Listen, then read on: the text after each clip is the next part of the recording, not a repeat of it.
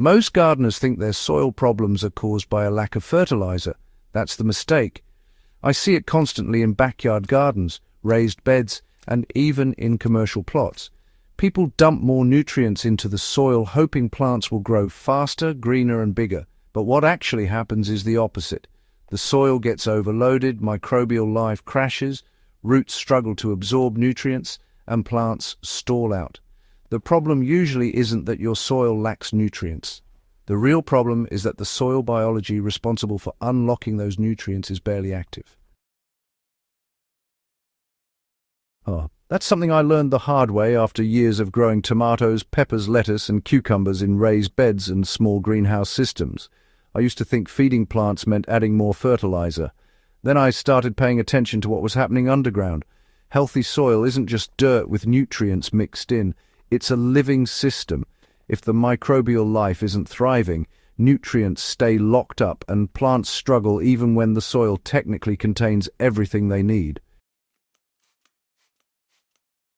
A simple mixture I started experimenting with changed how I approach soil health. The product is a concentrated microbial soil activator designed to wake up dormant soil life. It contains beneficial bacteria, fungal cultures, and trace organic compounds that stimulate microbial growth. When mixed with water and applied to soil, it works like a biological trigger that restarts the soil ecosystem. If you want to check it out, the link is in the description below.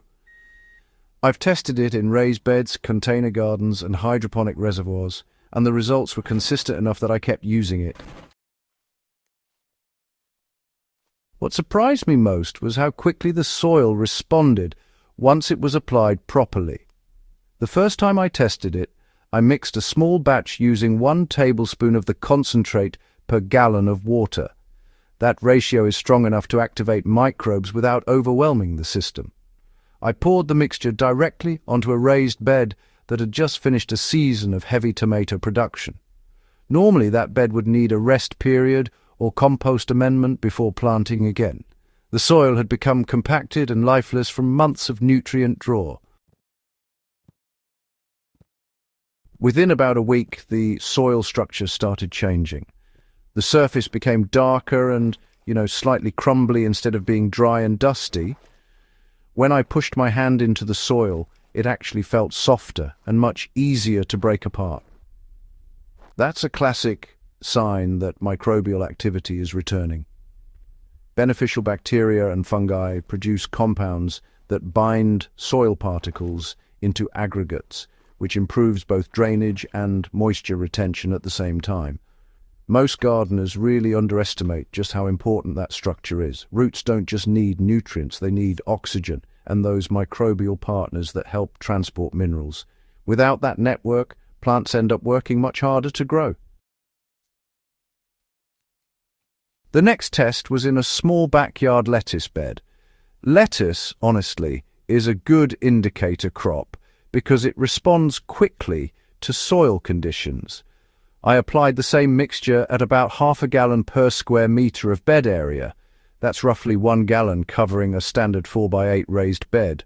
Within 10 days, the lettuce leaves had noticeably deepened in color, not the artificial dark green you get from nitrogen overload, but a healthy, balanced green that actually signals proper nutrient uptake.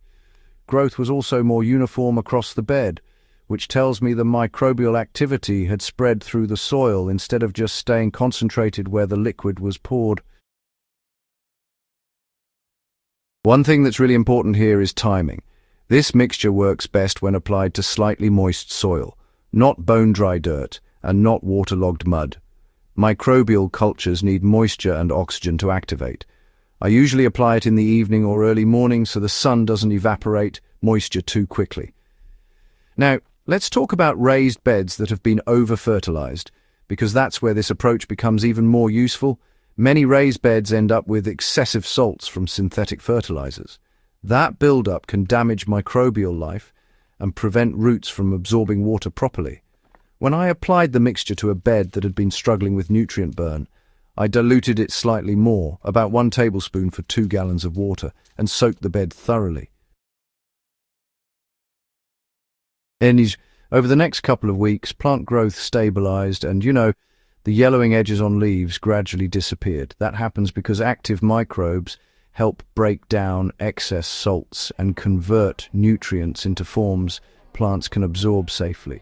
Hydroponic growers can also use a diluted version, but it has to be done carefully. In hydroponic reservoirs, microbial balance matters even more because the environment is controlled and closed. I've tested a very light mixture at about half a teaspoon per gallon in a lettuce NFT system. Instead of pouring it directly into the reservoir, I mixed it into a small container of system water first, then added that slowly over time.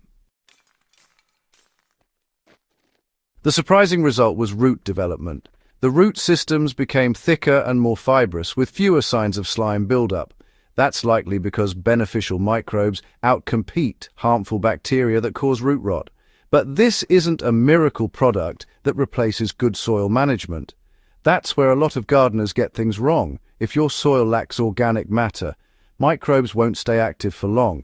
They need food. That means compost, shredded leaves, mulch, or aged manure should still be part of your system. Think of this mixture as a catalyst rather than a fertilizer. It jumpstarts biological activity, but the soil still needs organic material to sustain that life. Another mistake people make is applying too much too often. Soil ecosystems need time to balance themselves. I typically apply this mixture once every 3 to 4 weeks during the growing season. In heavily depleted soil, you might do 2 applications 2 weeks apart to get things moving, but after that, the soil should maintain itself with proper organic inputs. One particularly interesting observation happened in a cucumber bed I manage. The plants were growing slowly despite regular watering and compost additions. After applying the microbial mixture, the vines started extending noticeably faster within about 2 weeks. What likely happened is that phosphorus in the soil became more available once microbial activity increased. Phosphorus is essential for root expansion and flowering, but it's often locked in forms plants can't access without microbial assistance. That's the hidden engine behind healthy gardens. When soil microbes are active, they cycle nutrients continuously. Nitrogen becomes available when plants need it. Minerals like calcium and magnesium move more efficiently. Even drought resistance improves because microbial byproducts help soil retain moisture. Gardeners who focus only on fertilizers miss this entire layer of the system. The surprising thing about pouring that simple mixture onto soil wasn't just that plants grew faster. It was that the soil itself came back to life. Earthworms returned. The surface stopped crusting after watering, and crops became more resilient to stress. That's the difference between feeding plants and feeding the soil ecosystem. If you want to experiment with it yourself, the product I used is linked in the description. Just remember that the real goal isn't chasing bigger plants overnight. The goal is building soil that keeps improving season after season. And if you care about growing better food, healthier soil, and gardens that actually get easier to manage over time, make sure you subscribe to the channel and share this video with another gardener who's still trying to solve soil problems with more fertilizer. Because once you understand how soil biology works, gardening becomes a whole different game.